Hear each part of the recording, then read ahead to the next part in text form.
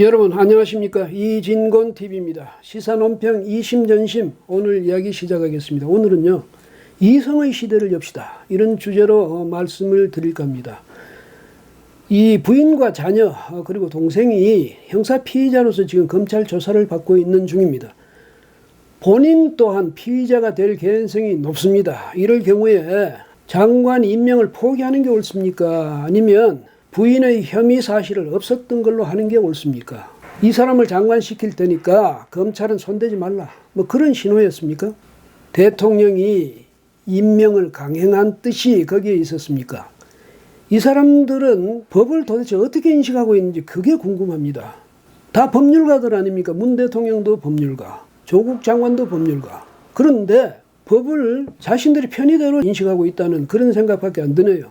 평소에 조국 장관은 만인은 법 앞에 평등하다 이 말을 즐겼었던데 지금 하는 거 그거 다르잖아요. 조국만은 특별하다, 이런 말을 하는 것 같네요.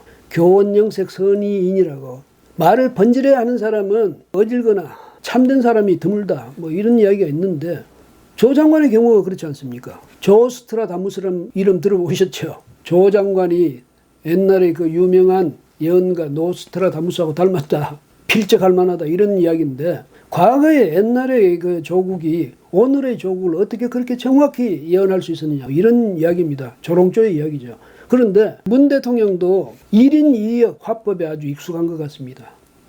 언론에 보도되는 걸 보니까 그런 생각을 하게 되는데요.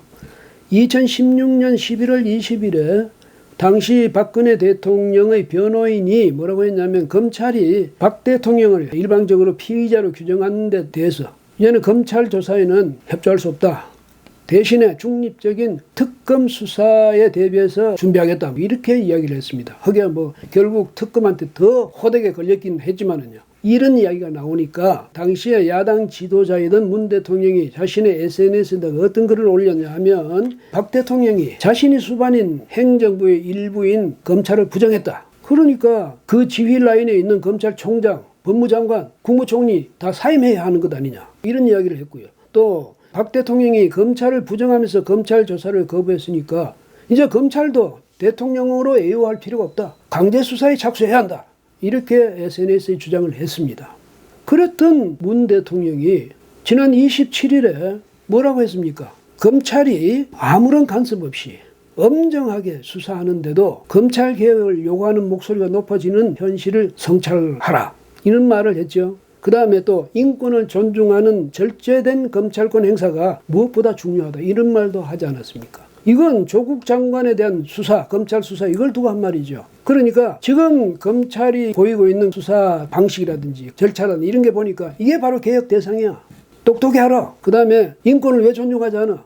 왜 절제된 검찰권 행사가 아니고 이거는 아주 방만한 검찰권 행사가 되고 있는 거야? 이렇게 따지는 거죠. 아마도 지난 23일에 있었던 조국 장관 자택에 대한 검찰의 압수수색, 이걸 이제 두고 한 이야기인데, 대통령은 한쪽 말만 들어서는 안 되죠.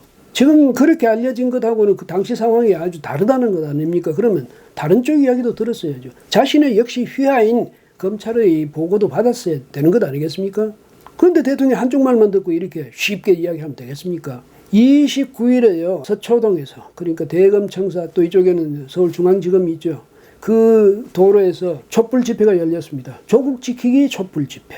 이것과 같은 시간대에 윤 총장이 출입 기자들한테 메시지를 보냈는데, 거기 뭐라고 했냐면, 검찰 개혁을 위한 국민의 뜻과 국회의 결정을 충분히 받들겠다, 이렇게 이야기했습니다. 검찰 개혁은 어디서 시작해야 되냐? 법과 제도의 개선에서부터 시작해야 된다, 이 말이죠. 그런데 그것은 누구의 소관이냐? 국회의 소관이다. 누구의 뜻을 받들어야 하냐? 국민의 뜻을 받들어야 한다, 이 말이니까 대통령이나 장관이 듣기에는 상당히 좀 거북스러운 말일 수도 있기는 있죠. 뭐냐면 대통령과 장관의 소관은 아니다, 이 말 아니겠습니까? 그 다음에 검찰은 오직 국민의 뜻에 따라서 이 검찰권을 행사한다, 이런 말이 될 수도 있으니까 굉장히 불쾌했겠죠. 어쨌든 그래서 그랬는지 30일 법무부 장관으로부터 업무 보고를 받는 자리에서 대통령은 조국 장관에게 지시를 한 겁니다. 뭐냐면 검찰총장에게 지시한다, 이런 말로 검찰개혁에 대한 방안을 조속히 마련해서 제시하라고 지시를 했습니다. 윤 총장이 그 자리에 없었으니까 조국 장관 보고 듣고 가서 전하라고, 아니면 당신이 가서 장관이니까 지시하라고, 그래서 한 말이겠죠. 그리고 이제 조국 장관의 가족에 대한 수사가 계속되고 있는 점이 좀 마음이 걸렸던지 이 수사가 끝나고 나서 즉시 확정해서 시행할 수 있도록 준비하라. 이런 지시를 검찰에 대해서 내렸습니다. 그런데요, 이게 이제 윤 총장 경우는 아주 캐릭터가 특별하다. 이래서 강단이 아주 남다르다. 뭐 이런 점을 이제 감안하더라도 다른 사람 같으면 어떻겠습니까? 대통령이 이 말을 하면 수사 끝나고 나서 그때부터 하라는 게 아니라 지금 수사에부터 그런 자세로 임하라. 그런 말이 되는 거죠. 조 장관에 대한 수사 제대로 해? 잘해? 이렇게 대통령이 아주 명시적으로 지적한 셈 아닙니까? 일찍이 이런 경우는 듣도 보도 못한 일입니다. 대통령이요, 그 엄청나게 부풀려진 서초동 촛불 집회 그 규모에 고무돼서 더 이런 말을 한 게 아닌가 이런 생각이 듭니다. 50만, 80만, 100만, 150만 그러다가 200만, 나중에는 250만까지 올라갔죠. 대통령이 그 보고를 받았으니까 얼마나 힘이 났겠습니까? 봐라! 조국을 지키겠다는 사람이 저렇게 많지 않느냐? 나를 지지하고 내 편을 드는 국민이 저렇게 많지 않느냐? 어디다 대고 지금 감히 나한테 도전을 하느냐? 이런 기분이 들었을 법하죠. 근데 그 숫자 엉터리입니다. 수학적으로 계산하면요, 거기 많아야 3만 3천에서 5만 명 정도가 들어갈 그 자리였다는 것 아닙니까? 그날 교대역, 서초역 여기에서 내린 사람이 그 시간대에 10만 몇천 명밖에 안 됐답니다. 그 사람들이 다 그 촛불 집회에 갔겠습니까? 서리풀 축제도 열리고 있었고요. 그 다음에 그냥 자기 집으로 가는 사람도 있었고, 다른 볼일 보러 가는 사람도 있었고, 모여봐야 얼마나 모였겠습니까? 부풀려도 그 적당히 해야죠. 권력은요, 오만해지는 순간이 가장 위험한 순간입니다. 이때부터 정권의 위기가 시작되는 거거든요. 뭐 나는 내가 하고자 하는 일 못할 게 없다. 이렇게 이제 오만해지기 시작하면 그때부터 정권은 굉장히 위험한 상황으로 빠져든다. 이렇게 보면 됩니다. 이 정권에는 유연성이 애초부터 없었습니다. 유연성이 있어야죠. 권력에는 유연성이 있어야 됩니다. 그런데 유연성이 없어요. 이럴 경우에 어떻게 됩니까? 아주 경직된 권력. 이건 부딪히면 깨지거나 아니면 상대방을 깨거나 두 개 중에 하나죠. 그러니까 정권이 상처를 입거나 아니면 국민이 엄청스러운 상처를 입거나 이거 아니겠습니까? 그런데 문재인 정권 스스로 촛불혁명 정부 뭐 이렇게 명명하고 나왔으니까 유연성을 발휘할 여지도 없기는 없었죠. 그래서 경직 일변도로 지금 가고 있는 것 아닙니까? 이게요, 정권을 강화하는 게 아니고 정권의 힘을, 정권을 점점 약화시키는 길이라는 걸 알아야죠. 여권 일각에서 뭐 몇 사람이 이 반대하는 목소리를 냈다고 해서 그 정권 측 대통령의 말씀, 조국의 입장 여기에 대해서 반대하는 그런 이야기를 했다고 해서 지금 난타를 당하고 있다고 하지 않습니까?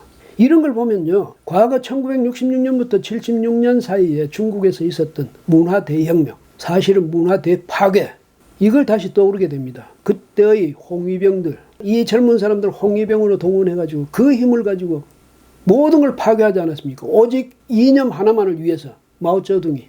그렇다고 해서 마오쩌둥이 그 권력을 영원히 행사할 수 있었습니까? 1976년으로서 마감된 거죠. 그해 마오쩌둥이 사망했으니까. 만약에 그 문화 대파괴 그 행동이 그 이후에도 계속됐다면 지금의 중국 상상도 할 수 없죠. 정권이 유연성이 없어지면, 독선이 되면, 그래서 독단하고 독주하게 되면 결과는 그렇게 나타나는 겁니다. 그래서 말씀인데 이성의 시대를 여십시다. 같이. 그래야 이 혼란이 극복되고 우리나라는 계속 앞으로 전진할 수 있는 겁니다. 국민적 화합 속에서 말이죠. 오늘은 여기까지 하겠습니다. 고맙습니다.